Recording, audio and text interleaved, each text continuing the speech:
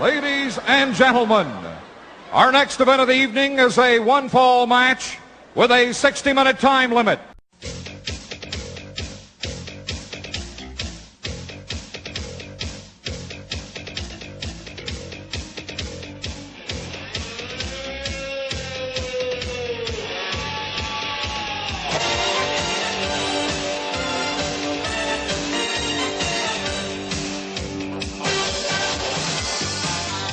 What I'd like to have right now, where the big boys play. This is where the big boys play, huh? This is where the big boys play. Well, hello. This is where the big boys play. Back again. I'm here with Chad. How are things, Chad? Going pretty good. Glad to be back doing this. It's been a couple of months, and I know real life gets in the way sometimes, but glad to be back doing another podcast. Yeah, well, we never intended the gap to be 2 months, but there were a number of circumstances that got in the way. First of all, we set our sights on doing this show from February '87, Supertowns on the Superstation, and it basically took me a whole week to get it through various means. And Chad, you tried for basically 2 weeks straight to get the show and couldn't do it, right?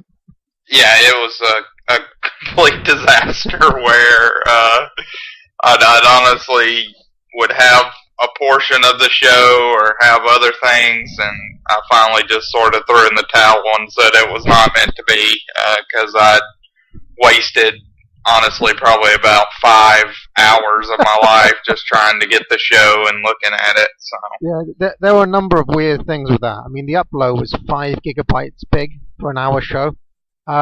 And I couldn't play it straight off. I had to use this fancy conversion tool to get it into a video format that my computer could actually play. So, yeah, I also probably spent about 4 or 5 hours trying to get the show, and then basically wasted an hour of my life watching it.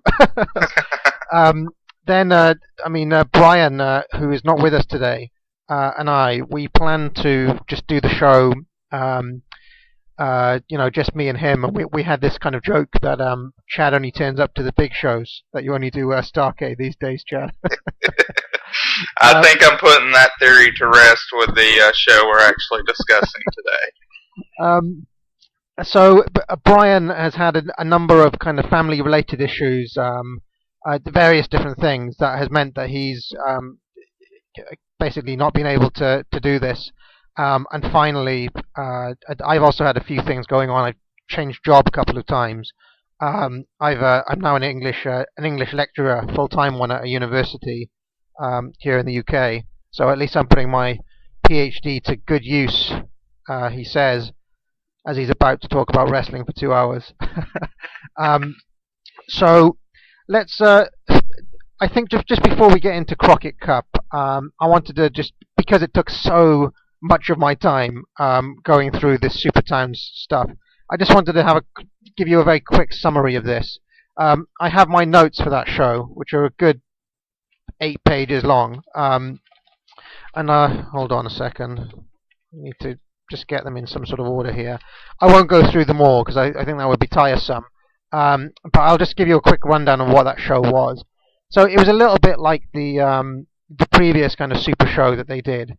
An hour special, but unlike that one, it was actually coming from a tour that they were running. So it came from like 7 or 8 different towns. They were in Washington, Philly, St. Louis, Atlanta, Hollywood, Florida. Is there a Hollywood in Florida? Yeah.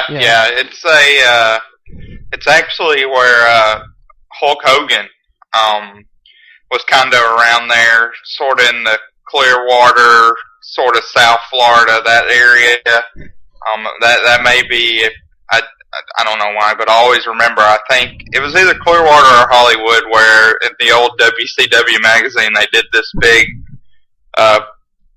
article on Hogan one time, and I remember as a 12-year-old kid they had his boat. He had this like awesome boat with a mural airbrushed on it of himself, and it said like Hollywood Hulk Hogan with his picture on the side of the boat that he docked. I always found that humorous and kind of self-serving that you have your own picture on your boat. But You know that house we see in Hogan Knows Best? Is that in Hollywood, FLA? Hollywood? That's in the general area. Yeah, that should be around that same kind of like nook down in South Florida.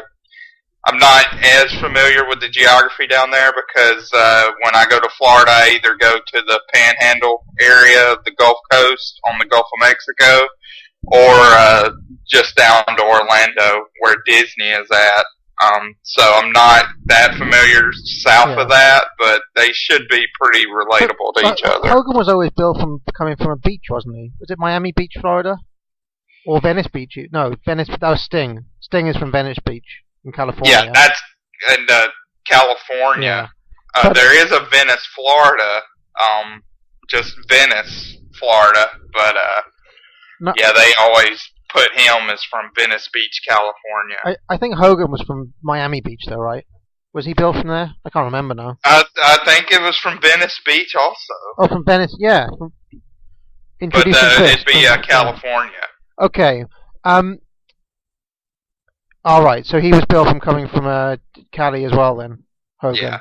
Even though he was. I know DiBiase had a seasonal residence somewhere. I think his seasonal residence was in Miami Beach, Florida. Yeah, I think it was around like I can't remember whether they said maybe Palm Springs or Sarasota Springs, kind of one of those.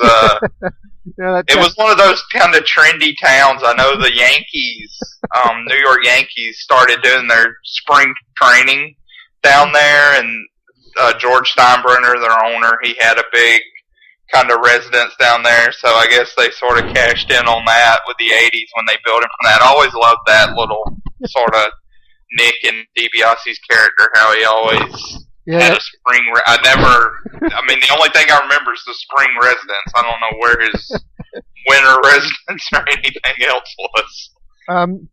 So basically, what we got on this show was a match from each of the towns.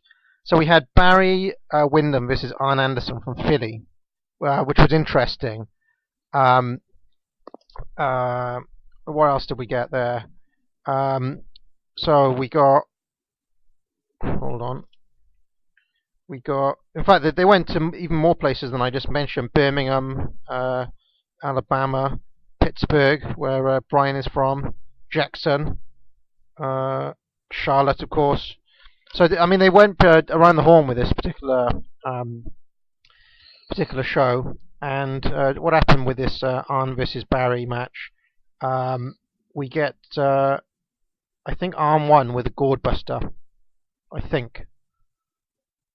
I can't tell. My notes are that good that I can't tell. I said a flash pin, sunset flip, Arn hit. I can't tell if Barry got the win, and then Arn hit the gourd buster afterwards, or if Arn got the win. I suspect Barry Windham got the win. From a booking point of view, that would make sense because he was the new babyface coming in from I think Florida. Then we get the kind of video package of Washington D.C. and we get Jimmy Garvin versus Brad Armstrong.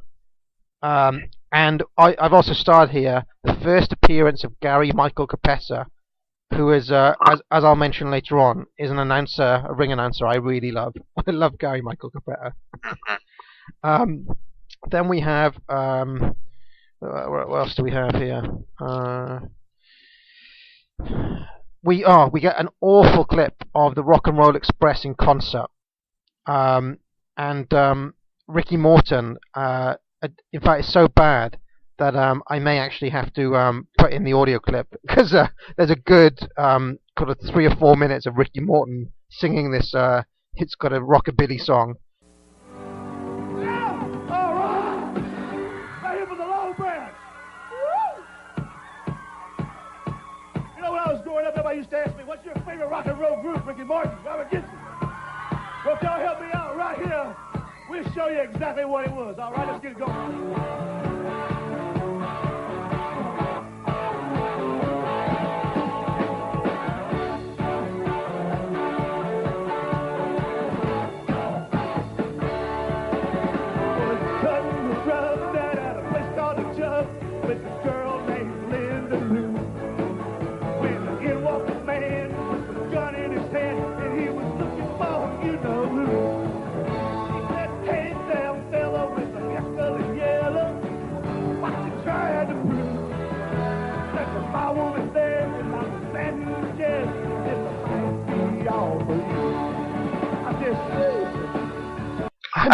Why did they keep?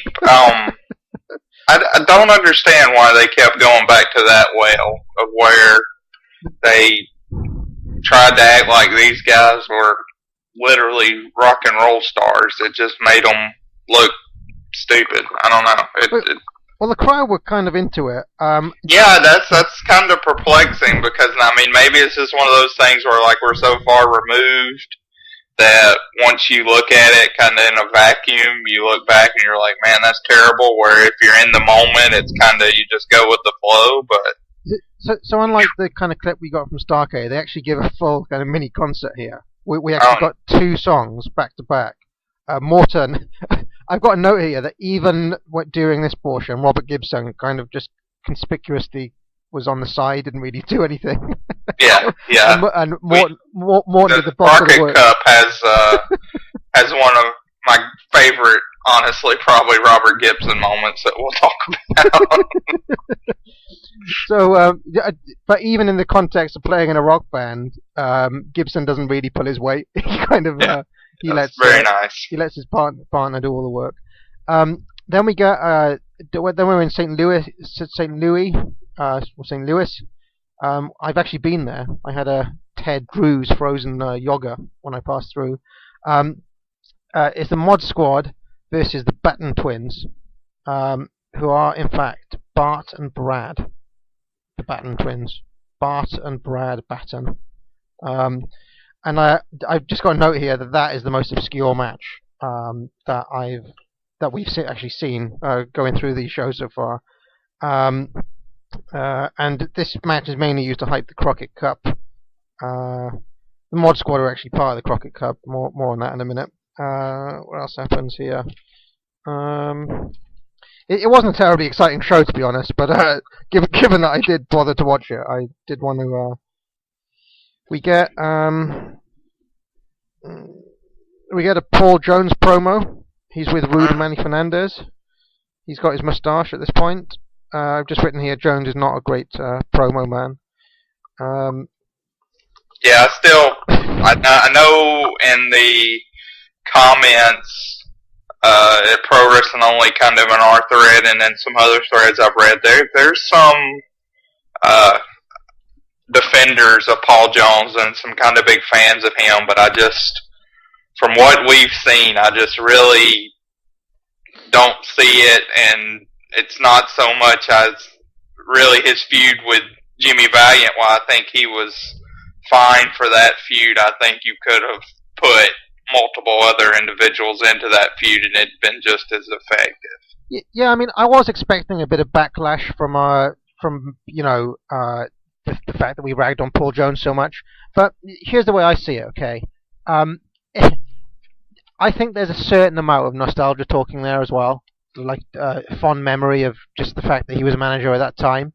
And the analogy I'd make is that if you take one of the kind of WWF managers, like a Slick or a Mr. Fuji, people have fond memories of them, even though really Fuji couldn't cut a promo and Slick wasn't that. I mean, I don't know. He's good for a laugh, I think, but he's not a great, he's not a great manager, really, is he? No. But I think there's an element of that, that is people's memories rather than an objective assessment of how good these guys actually are. Would you agree with that? Yeah, I mean, I know, growing up in Georgia, Paul Jones is somebody that really made his name down here, and there's some definite fans of him. I know, for instance, he's not as prevalent just in some of the old-time wrestling fans I've talked to around here as somebody, say, like the Assassins or even the Armstrongs. Now that a lot of that has to do with the fact that I've been located and lived in Marietta, which is where the Armstrongs are from, so there's certainly a higher profile there than in other areas, even within the state.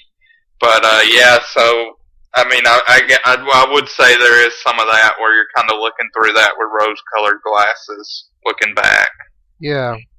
I mean, I don't want to say that too much because if anybody's ever guilty of that, it's probably me more than anyone else. But yeah, I mean, when we get into all this that we've been covering so far, of course, is before my time. But eventually, years down the road, when we start probably getting into the NWO era stuff, I know there'll be some of that resonating with me. Yeah. Even like with Goldberg, once we get that far. So just carrying on. I don't want the whole show to be taken up by the Supertowns. But just looking what else is on this. Ivan Koloff. This was the match in Hollywood. The Russians are taking on the Rock and Roll Express, and Ivan Koloff has got a new partner yet again, Vladimir Petriov. Do you know about this guy, Vladimir Petriov? I had to look him up based off a clip that we saw of him in the Crockett Cup. I was not familiar with him at all. I looked him up on Wikipedia. Didn't remember him at all from, I guess, his WWF run. So I guess he was sort of mostly like a kind of flash in the pan. Yeah, now to talk about partners, that Ivan had Nikita Koloff to start off with. Then he had Barry Darsow. Now he's down to Vladimir Pietrov. I mean, what's going to happen next? Is he going to be with Boris Zukov or? Yeah, it's kind of bad when Nikita is the peak of your partners, as far as, honestly, in a lot of ways, from a work rate standpoint.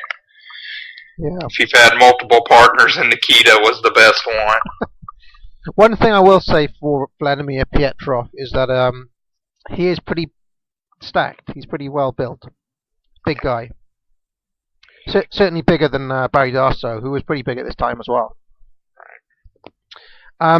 So this match again is used for to hype the Crockett Cup. We get a big USA chant for the Rock and Rollers.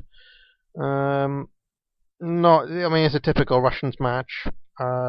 Ivan takes the brunt of the beating. There's a chain involved. Blah blah blah. Instant DQ. Then we get now this was interesting.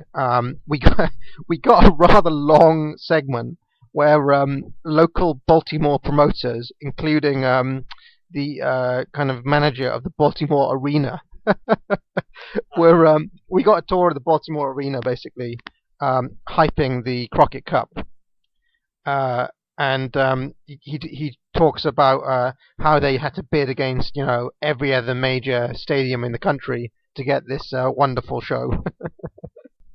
We also had, what else did we have? We had a Tully versus Dusty Rhodes TV title plus 10 grand from the Forum in LA.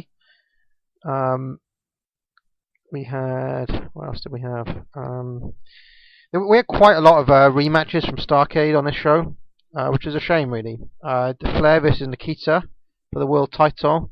Nikita's pretty over here, and I've written that it's some achievement that Nikita went from being such a heel to getting cheered against Flair in Charlotte in 1987. I mean, that's no small achievement to be cheered against Flair in his hometown.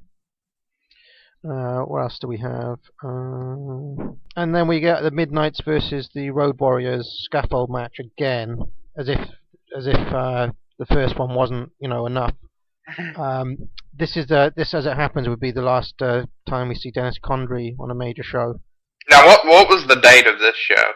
Do you know? Or the actual match? It's February 87, and I actually have quite a bit of detail on Condrey from my intense reading of Wrestling Observer over this time period, because I was interested to see exactly what happened there. Yeah, but, I'm interested to see. I know we'll get to that, but I know what Cornette talked about on his shoot interview, but I haven't read any of the Observers or any information from that time, so that'll be interesting. Now you got to remember with the Observers that a lot of it is guesswork on Meltzer's part. Right. As is easier to see in hindsight, I guess. So let's let's move on to the Crockett Cup now. That was Supertowns. I don't think we missed a lot there by not doing that. Yeah, and one quick thing that was bothering me. So I actually looked up where Hollywood, Florida was on Google Maps. And kind of embarrassed at my lack of geography knowledge because it and Clearwater are a good bit apart. They're 270 miles apart. Clearwater is. I knew Clearwater was around St. Petersburg, and I thought that that Hollywood was down a little bit south of Sarasota, which is, they're within a couple hours of each other. But Hollywood is actually right around the Miami area. Right, okay. Which I've never been to Miami or Fort Lauderdale, so that area. So I would assume when they were in Hollywood, Florida, that would have been their Miami venue. Right, okay. And, I mean, a 270-mile trip here in the UK is basically from London to Scotland, so that's like the entire length of the country. Yeah, I mean, it's about a 4-hour car ride, it looks like. So.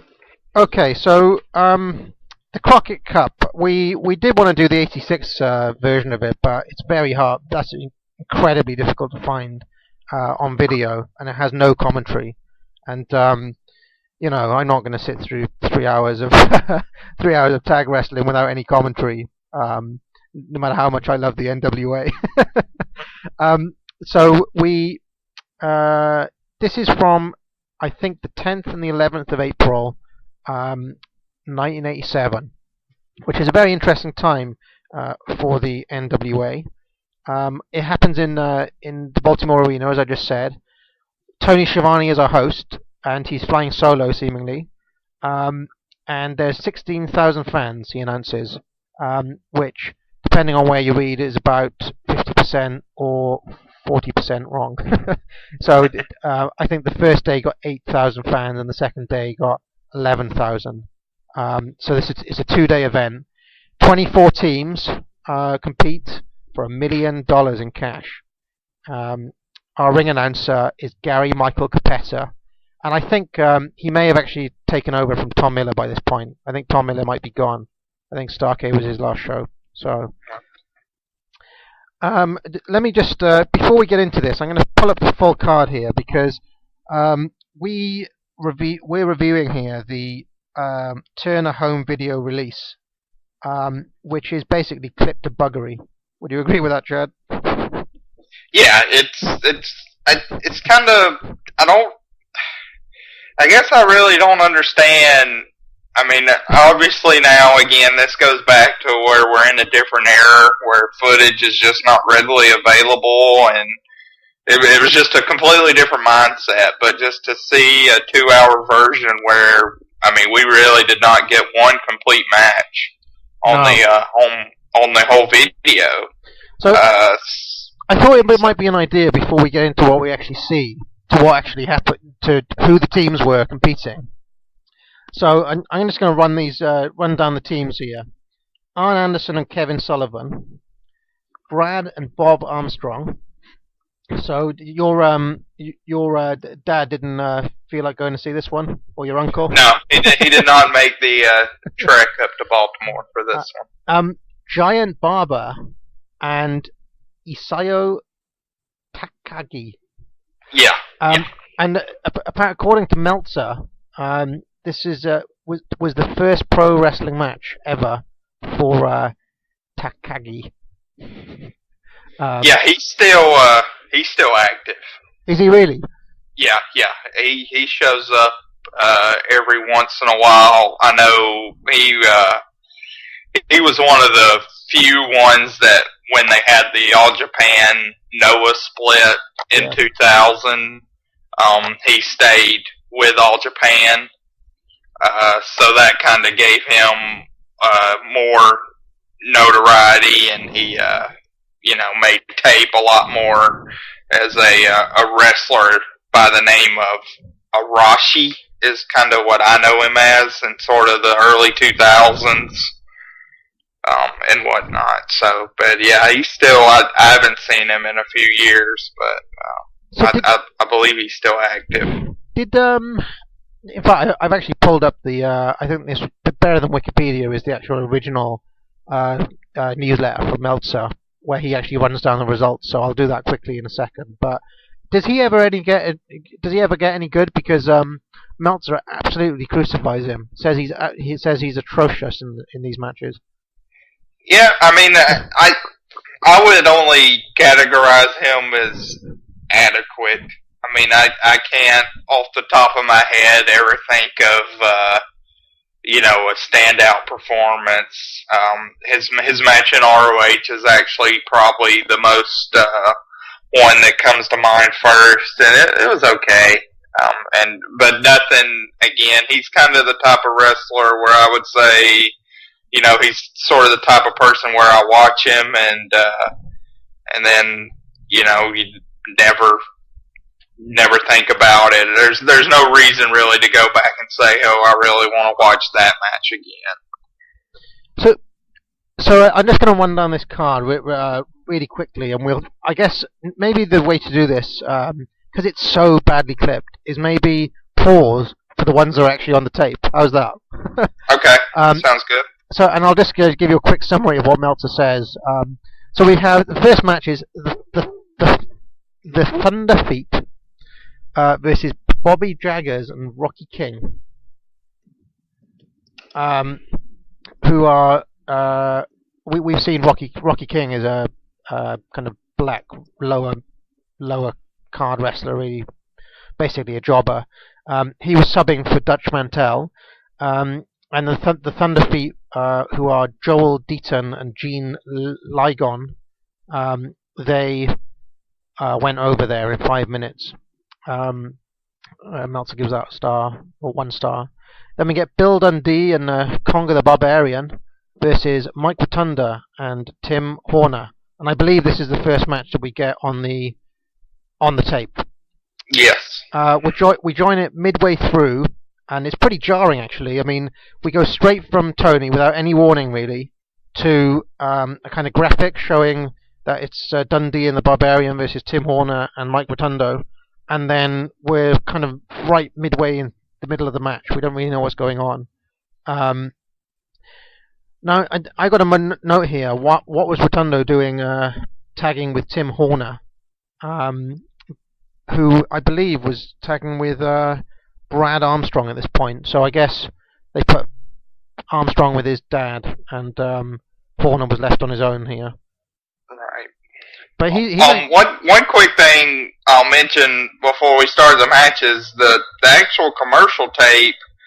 Now, obviously, this show's from 1987, but one of the absolute dumbest things I thought was the beginning montage. I don't know if you got that with the cheesy 80s music and some of the action clips, which was bad enough, and you also had some great pictures of people in the crowd with some absolutely awful T-shirts that I wonder ever survived. I know there was a Jim Crockett T-shirt and a Four Horsemen T-shirt, right. But then at the very end, they actually show who wins the tournament. So they spoil the whole tape within the first 2 minutes on the clip, which I couldn't believe my eyes as I was watching. I knew who won, but I would have been furious if I'd have been a little kid and already would have seen this. Yeah, the editing in general is just a disaster zone on this tape. But anyway, we as we go into this, I think the heels are on top, and we see the Barbarian get a big boot on Rotundo after some double teaming. There's a chin lock, then a brief hope spot, and a double clothesline between Barbarian and Rotundo. Parv goes on top, misses a headbutt. Rotundo gets a hot tag to Horner. Then he does a flying crossbody on Barbarian, but gets nailed by Dundee. Now, I didn't see, was there a foreign object there or something? But we get... Yeah, I guess the connotation was he had the brass knucks or something kind of wrapped around his fist with the foreign object. Yeah, but if there wasn't a brass tux there, that's a very weak 3 count. Because I think that's the only bit of punishment that Horner got was that one punch. So it's a bit strange that he went down in just one punch. yeah, I didn't see right offhand, but I would assume that he wrapped his fist. And I'm just watching it back, and yeah, it's clear that he has an object on his fist.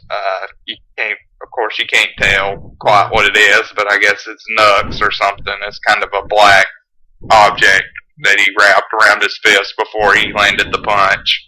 Yeah, and I have to say, I mean, it's difficult to explain just how clipped this tape is, but I mean, I think there are going to be plenty of things that I miss or don't quite see, because they happen so quickly, you know. Yeah, I mean, it's sort of jarring. Again, now we're used, of course, in this day and age. Now we've had, pretty much 20 some odd years of complete footage on almost everything we've seen, or the natural commercial breaks, like in current WWE programming, where if somebody spills to the outside, you go to a commercial break, and then you come back and they're in a rest hold. So you sort of are conditioned to those sort of sequences. Here, you're really thrown in most of these matches to right at the end of the heat and the comeback. So you sort of have to create your own narrative to what the first 3/4 of each match was. Yeah. And then you only get a kind of, in most of these matches, they're playing the Southern Tag formula, so you get the sort of bunkhouse finish with everybody coming in and a lot going on, but there's really no substance behind it because you don't see what built to that. Yeah, I think that's an interesting point. That, I mean, sometimes it might be tempting to think that the early stages of a match are quite boring when you get, the slow build and the, not a lot's going on, but seeing this sort of thing shows you how important that stuff is, for building the psychology of any, telling the story and building the psychology of any wrestling match. You need that stuff at the start. Anyway, we get a hard cut here with no warning at all to Chad's favorite Jimmy Valiant and his brand new partner here, Laser Tron, wearing some space gear. And he's against Shaska Wesley, and he's got a new partner as well, Tijo Khan. Now, this was actually the next match on the card as well, so we're actually seeing the matches as they went out here. Now, if you don't know, Laser Tron is Hector Guerrero. Did you know that? I did. I had to look it up. I did not know that right offhand. I don't know how long he stayed as the Lasertron, but between Hector portraying Lasertron and, of course, the Golly Gooker, he has a pretty good 1-2 combination of the most obscure gimmicks or personas in wrestling history. Yeah, and Meltzer actually makes a note about Lasertron. He says that basically everybody knew that he was Hector, and he claims that there was a loud Hector chant, Hector, Hector, Hector, from the crowd, and that since everyone knew who he was, what was the point of having him in the gimmick? Now, I didn't hear a Hector chant, but then of course... Yeah, I didn't hear that, and I don't know. I mean, I will defend kind of my southern states, but to me it was not permanently obvious. I mean, maybe when he did the lucha forearm roll spot, that definitely was a kind of a lucha-based move that you could have gathered from, but I mean, to me it wasn't pertinent obvious just based off the 2 minutes that we saw here that it was Hector Guerrero under the hood. Yeah, not to me either. As we join the action, the heels are in a lot of disarray, bumping into each other, and they're not really well coordinated. Finally, they get on top and double team the Boogie Woogie Man. Khan gets a few headbutts in on Valiant. Shaska does the same, and then he does some of his heel dancing. He still hasn't learned not to dance as a heel. I'm not happy about that. Lasertron does the spot that you just mentioned, the forward roll into the... is that a flying Tito Santana style fist there?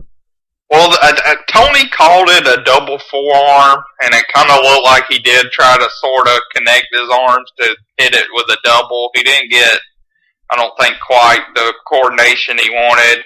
It looked like a crossbody to me. I would attribute that to his opponents because in just the 2 minutes we saw, Shaska and Khan were just a complete mess in this match. Terrible, out of position a lot of times. In that spot with Hector, that was probably the best looking spot on Shaska actually, but in other areas it just seemed like they were out of position, in the way. A real clunky match just based off the 2 minutes we saw. No, I absolutely agree. It was there was some pretty awful stuff here. Then what happens?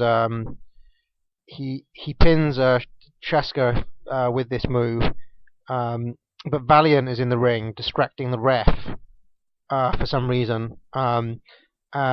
Laser Tron dumps Shaska over the top, which under NWA rules 1987 is an instant DQ.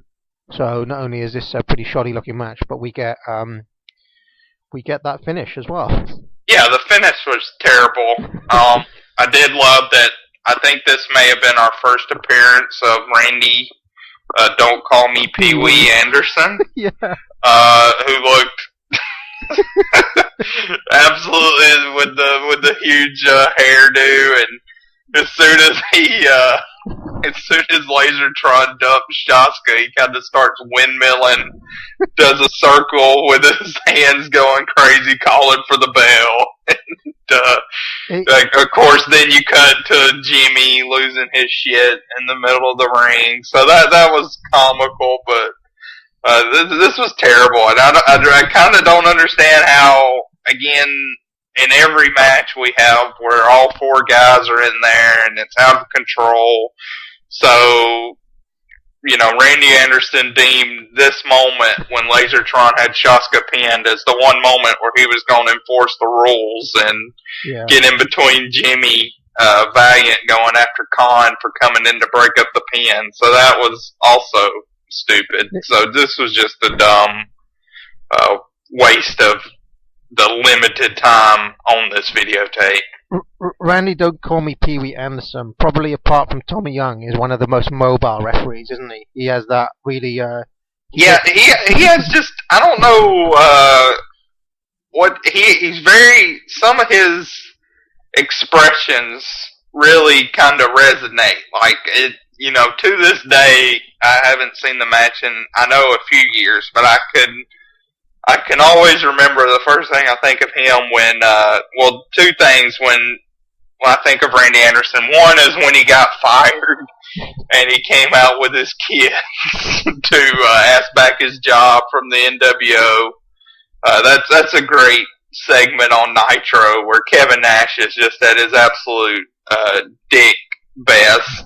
His kids come out and his wife, Randy Anderson's, and Kevin Nash is asking if it's the Family Feud and just constantly rags on him. And then the other moment is during the Lex Luger Hulk Hogan Nitro match where Luger wins the belt and has Hogan in the torture rack, and Hogan gives up, and it's just a great moment where Randy Anderson kind of puts both hands on his head, on the top of his head, like he can't believe it, and then rings for the bell, and he's in complete shock that Hogan gave up. So, am I thinking that he's an interesting referee. He always stayed face, right? I think Nick Patrick was the one who turned heel. Is that right? Yeah, he was the one, he was the NWO referee, and that actually kind of plays into that whole, that Randy Anderson family angle where he got fired. That sort of ties into Nick Patrick turning towards the NWO referee also. That was all intertwined. So the next match on the actual night itself was Jimmy and Ron Garvin against the Italian Stallion and Ricky Lee Jones. Obviously, the Garvins win. Not a lot of talk there, although he does have a long note about the Mulkeys here, and about how it was insane that the Mulkeys weren't on this card. Because apparently in April 1987, Mulkeymania was running wild. This was around the time they got their famous win against the Gladiators. And in fact, our buddies there, Flair Chop, on the Old School Wrestling podcast, they have a whole show about Mulkeymania. So track that down if you can find it. But yeah, he says that they basically got the biggest reaction of the... oh no, sorry, I'm reading this wrong. They were on the card, but they lost in the very next match. Todd Champion and Danny Brown beat Bill and Randy Mulkey. And he says that apart from Nikito and Dusty and the Road Warriors, the biggest pop of the night went to the Mulkeys. So they should have used that in some way. He's saying that, it would have been an idea to send them over to, make the crowd happy. So yeah, if you don't know the Mulkeys, they were a pair of jobbers who got a win and were a little sensation for a while. They're really good at extravagant selling, the Mulkeys, especially is it Randy Mulkey?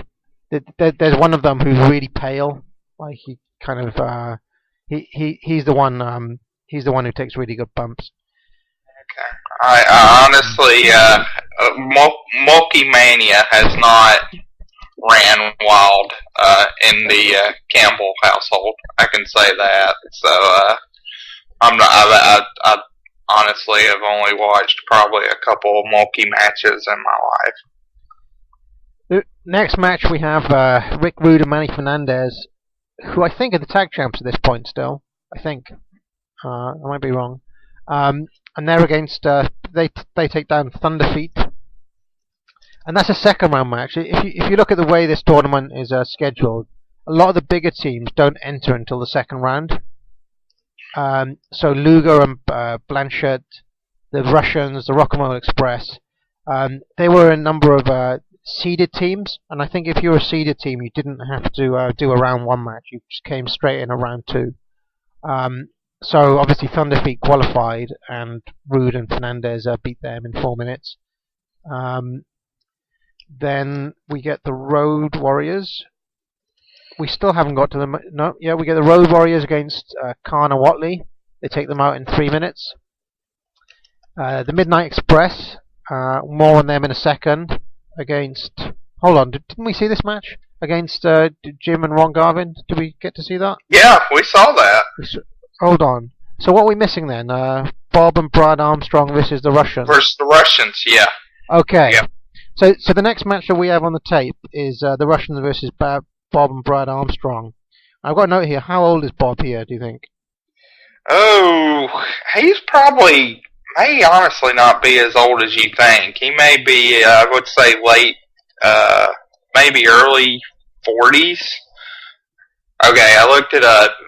He's born in 1939, so putting the accounting on the spot to do some quick math. So, yeah, he would have been older than I thought. He would have been 48, actually. Well, yeah.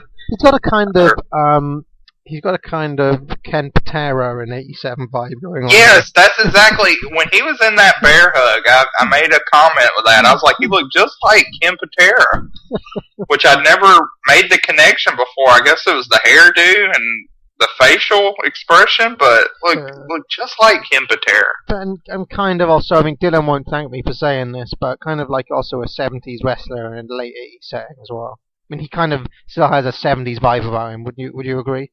Yeah.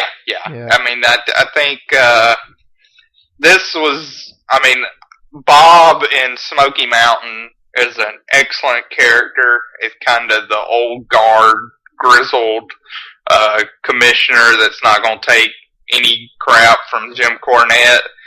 I mean, I don't know what he was doing gimmick-wise in Continental or some of the other territories around this time where he's able to stretch his limbs at, but just in the way he wrestled this match, he seemed kind of out of place. Yeah.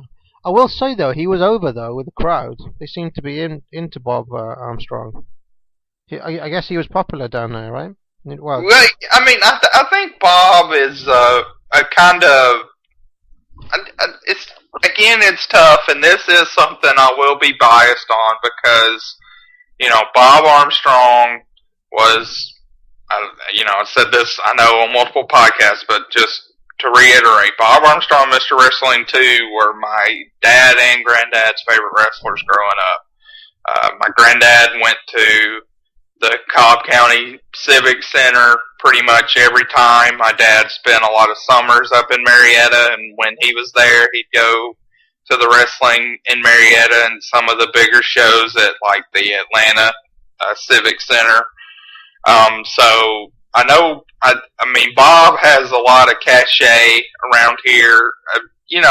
Definitely not a household name or anything or a big star, but if you're a wrestling fan, I think that grew up in the South in the 70s, and early 80s, and even if in like Continental in Alabama in the late 80s, and I would say even Tennessee in the 90s with Smokey Mountain. If you came up as a Smokey Mountain fan in Tennessee in the 90s, Bob Armstrong is really one of the characters that resonates and stays with you, and has a good reputation. Never a top guy, but somebody that could be positioned in there and not look totally out of place. I guess he had more charisma than his son, Ryan.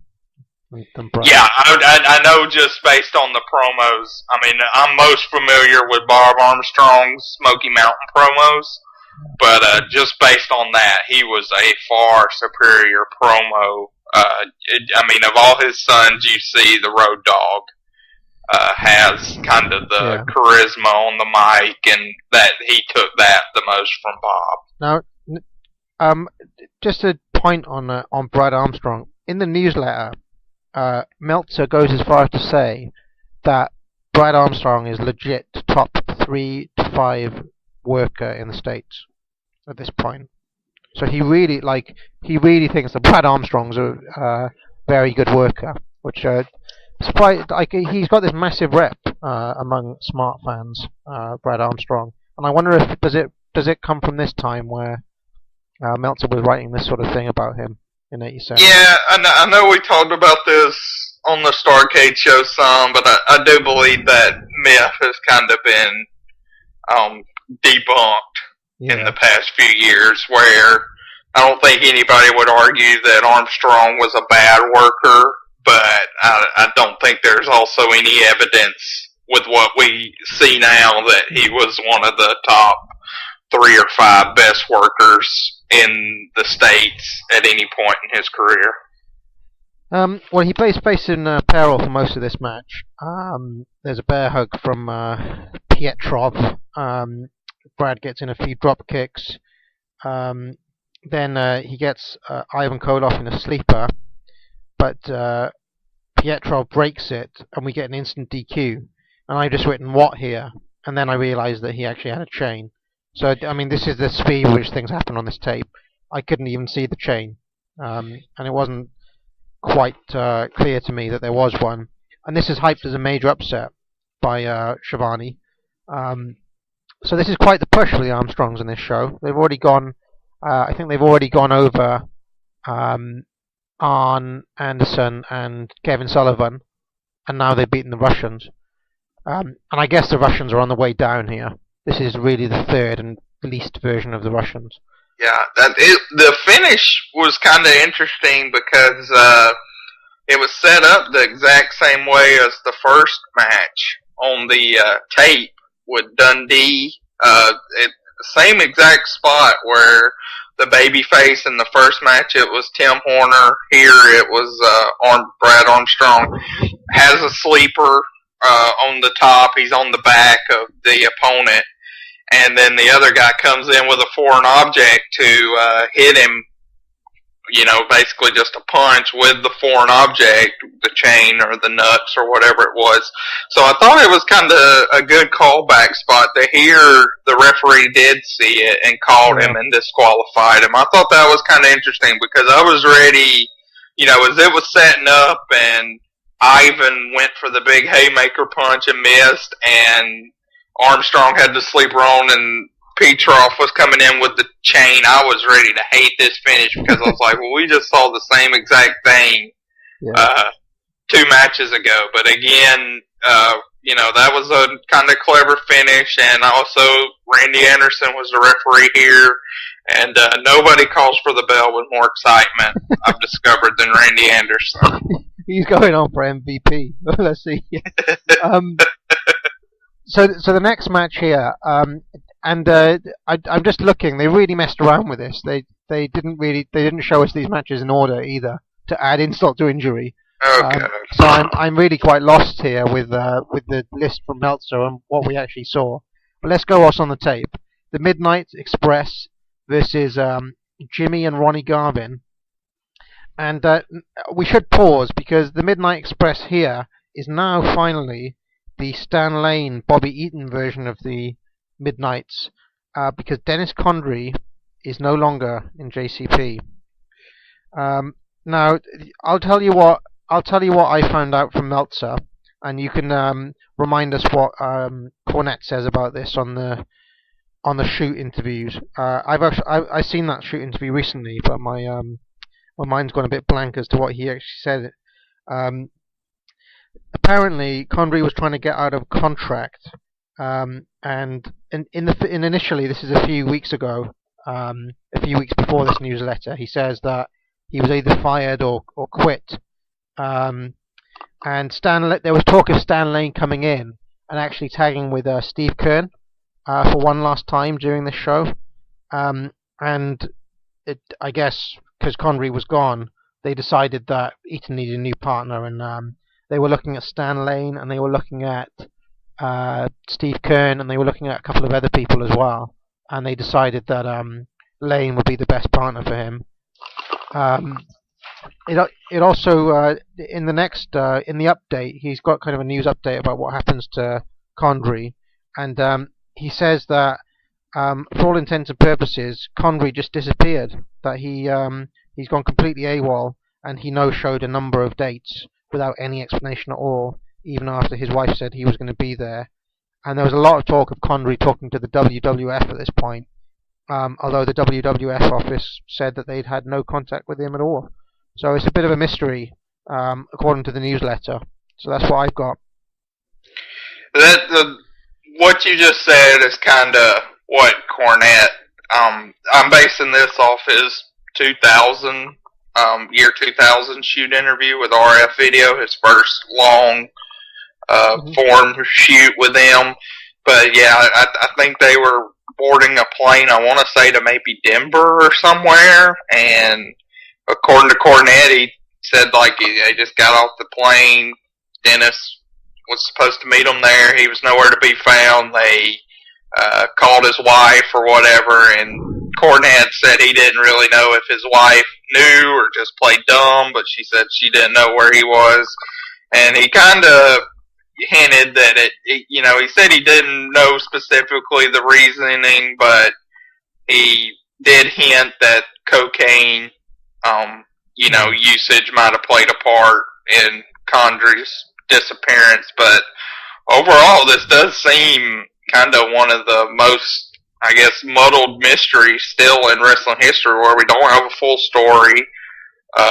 One of Condrey's still alive and has done stuff, but I don't think he's ever really talked on the record exactly what happened. I don't think we've had the full story. Just it's sort of that he was fed up and just left. But it's bizarre because the Midnights at this point are still hot. It's not like they're on the way down or on the way out or anything. They're still right in the middle of their run here. And Condrey just disappeared. Anyway, this is not necessarily a change for the worse. I mean, I do like Dennis Condrey. I think he's great at the kind of dick healing. He's really good at that stuff. But Stan Lane is, one of the great tag wrestlers. And obviously Bob Eaton is arguably the greatest of all tag wrestlers. So putting them together can't be a bad thing. Right. Yeah, I mean, I think I may be higher on Condrey than you are. I'm a real big fan of Condrey, but obviously that's no slight with Stan either. I really like both iterations of the Midnights, so I'm certainly not disappointed to see Stan in there. And this is because just to give you an idea of the time frame here. All of this stuff is from the newsletters that were published in the very week that this event took place. So this match would have been one of Stan Lane's very first as a member of the Midnight Express, if not the first. I think they maybe did one at the date, a TV taping like 3 or 4 days before this. So they're very new as a team together. And noticeably, Schiavone doesn't make any mention of the fact that Condrey's gone or anything. Like they don't. It's just kind of treated as if. Do they make reference to the fact that Stan Lane is quite new here? No, I know. I mean, basically the only thing introductory that I recalled Schiavone saying was when Stan Lane did his Savant kick, and Schiavone was talking about his black belt that he'd been talking about. That he had these black belt skills. So, but it wasn't. There was no, this is a new partner or any mention of that. So we join just to mention this match in full ran for 6 minutes, 6 minutes 23 seconds, and I think we probably see the last 2 minutes of it here because as we join, there's general chaos. The Garvins have Cornette's racket, his tennis racket. It's a nice snazzy goal one tonight. And what happens here? We get that Savant kick that you mentioned, and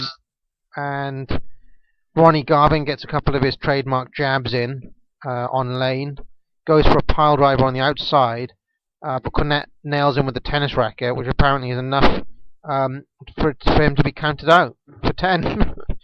He does try to get back in, but it's one of those scenarios where he's rolling in too late. It's already reached 10, so a pretty lame count out finish here. I kind of like what we saw at the very beginning. The notes I have with Precious chasing Cornette. Cornette is really hilarious at one point where he's trying to escape and he has a shoe that fell off when they tried to get him. He has a shoe in his hand and he's trying to kind of get over the guardrail and he's freaking out. And then he fakes a heart attack. So he's on the guardrail and then he starts holding his heart and falls down to the floor. So I enjoyed that. I mean, for what this was, which was pretty much a straight schmoz type match, I thought it was well done. The moves were executed well. And Ronnie Garvin, we got some of his punches, so it was fine for the 3 or 4 minutes, whatever that we saw of it. I should mention that Meltzer really liked this match, and he gives it 3.5 stars. And of his paragraph, he spends about 3 or 4 lines talking just about the Cornette's whack with a racket on Ron Garvin. He really liked he was like, that blow is incredible. And he says that 3 stars, and then he adds an entire half star just for Cornette's blow with a tennis racket. The racket shot is fine. I don't know. I mean, on the foreign object spectrum, I really don't have a problem with a tennis racket, because I would think getting whacked in the back with a racket. And then I don't know at this point in time, but I know in some points they have alluded that it was loaded or whatever, so that kind of adds to it as well. So now we get, oh, I'm not sure what to do here. Let's just, let me just tell you what the next couple of matches that happen are. We get Bob and Brad Armstrong against Arn Anderson and Kevin Sullivan, which we didn't get to see. And I thought I'd mention at this point that there's a lot of news in the from Meltzer at this point about JCP. There's a lot of rumors about Crockett taking over Florida at this time, around March, April '87, which apparently around the time of this event actually went through. And it's quite fun to see Meltzer going through all the different people that they probably take or keep. Kevin Sullivan, who I've just mentioned, would be taken on as the assistant booker under Dusty, and they'd keep Gordon Soley as a general member of the broadcast team. So maybe we'll be seeing some more Soley soon. And they were basically going to keep most of the guys from the roster, and Mike Graham would keep some percentage of gates from the territory. So that's a bit of news from this period. So you can see the nationalization of the territories taking place at this point, because hot on the heels of that, another massive event happens around this point, which is that Bill Watts finally sells up Mid-South territory to Crockett, which comes as a real bombshell. This actually happens on the April the 13th newsletter, one day after this event took place. And you can tell that Meltzer's in some shock, because he's a real... I don't know if you ever read the newsletters, but he's a real Mid-South Watts mark, you know. He loves that territory, and you can tell that he doesn't know what to think, because he likes the NWA as well, but he's pretty shell-shocked, and he even says, I don't even know if I can give any analysis at this point. But one of the major consequences of this is that Paul Bosch got pretty annoyed at this deal, because he wasn't in on it, and from that week, Houston switched from being a Crockett town to a WWF town. So even though they acquired the Mid-South territory, they lost Paul Bosch and his booking of Houston. And I've never actually seen anyone say a bad word about Paul Bosch ever. He's one guy who seems to, you know, have a squeaky clean reputation with pretty much everyone. I mean, have you ever seen anyone diss Paul Bosch, Chad? I would say on the promoter spectrum, he's pretty golden with that. So yeah, I mean, and at this point, it's not clear what's going to happen, but it's rumored that Bill Watts is going to retire from wrestling forever, and he doesn't know what's going to happen with. He talks about how this would impact Japan, because Crockett had a almost near zero policy on touring of Japan. Whereas Watts was quite happy to let people go for 3 or 4 months. Like obviously you've seen DiBiase crop up in All Japan from time to time, and he also wonders about what's going to happen with the talent. You know, are they going to keep them all, or are some people going to go to WWF? And as we'll see, they do more or less keep most of them, don't they? Apart from DiBiase, I think. I think he's the only kind of major headline star who doesn't come to Crockett after this episode. Yeah, I mean, Terry Taylor was a big... he was a big star, and... Did he go to WWF as well?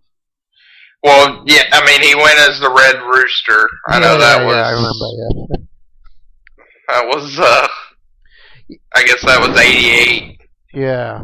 But, of course, we've already seen Terry Taylor on Crockett shows, haven't we? So it's kind of like, you know, and he'd work Florida some as well, I think. Yeah, I think his main... He was sort of... In the watch footage that I saw, the most of is mostly the 86, right up to the end stage. So you have some early Sting, Terry Gordy, Steve Williams are the main players kind of there, and DiBiase every once in a while, but he was sort of getting phased out. Yeah. And Terry Taylor, at that point in time, he sort of kind of was the old, I mean, I guess maybe the best comparison would be somebody like DDP and WCW in like 97, 98, kind of the old standby flag carrier for the company, baby face that would always run out and break things up and get in the middle of stuff. I guess Sting would be, if he came as part of that package, you know, he'd probably be the biggest star that we'll see, as you know, coming from that. But there's a lot of talk at this point that it's going to remain as a separate company. But as we'll see, that did not happen, and we got our very first invasion angle. But that's to look forward to. From the Florida purchase, I guess we already have Lex Luger. In fact, he's already a member of the Horsemen by this point, tagging with Tully Blanchard, and yeah, I don't really see what they're getting. They're getting there. They've already got Dusty. They've already got Lex Luger. They've already got Kevin Sullivan. I don't know what other talent would have come from Florida in 1987. Maybe we can have a look at that in closer detail at a later point. So what else do we have? Where do we get up to? We have, oh yeah. So on the videotape, Gary Michael Capetto is out, and so is Ricky Morton. And he mentions that Morton has injured his eye and he's got a detached retina. So the Rock and Roll Express have had to withdraw from the tournament. Now, is this the moment you were talking about, Chad? Yeah, this was very great because they call Robert out there, and GMC just basically explains the situation like you just said about Ricky Morton, and Robert doesn't say anything. He just they say he's forfeiting, and Robert gives a little wave to the crowd and then walks straight to the back, which I thought we were going to get at least a little promo of him saying, Ricky's hurt right now, but when he comes back, we'll run roughshod over everybody, or, just something. But I don't know if they paid for him to attend these shows, or if Robert was just in the area and was on tour with them or whatever and came up with them for that show. But this was absolutely hilarious that, literally all he did was walk to the ring, give a little wave, and then walk straight back. I think Robert Gibson just didn't like to work more than he had to. Like, if he didn't have to say anything, he wouldn't. Do you know what I mean? Like, if they gave him the option, I'm sure he'd have said, I'd rather not get on the mic. It's kind of weird because, Robert Robert has been at a few indie shows that I've been to in the past few years around the area. And, you talk about somebody that sells his gimmicks. Like, he always has a gimmick table set up with DVDs, T-shirts, like Rock and Roll Express headbands or whatever, all this crap. And, he really works the table, taking pictures. Wow. Hassling people all the time to buy his stuff. So I don't know if it's kind of weird to see, because he has a lot more charisma, as a 50-year-old man selling his bandanas to kids at this indie show with 200 people than like in some of these big settings. I like Robert Gibson, and I think he did compliment Ricky Morton, but certainly here where Ricky Morton was not there, it would have been nice to hear something or just anything more than what he did. So that was very humorous to me. Thanks a lot, Chad. Fans, for all of us here at WCW Center Stage, for Cowboy Bill Watts and the American Dream Dusty Rhodes, I'm Jim Ross saying good night, everybody.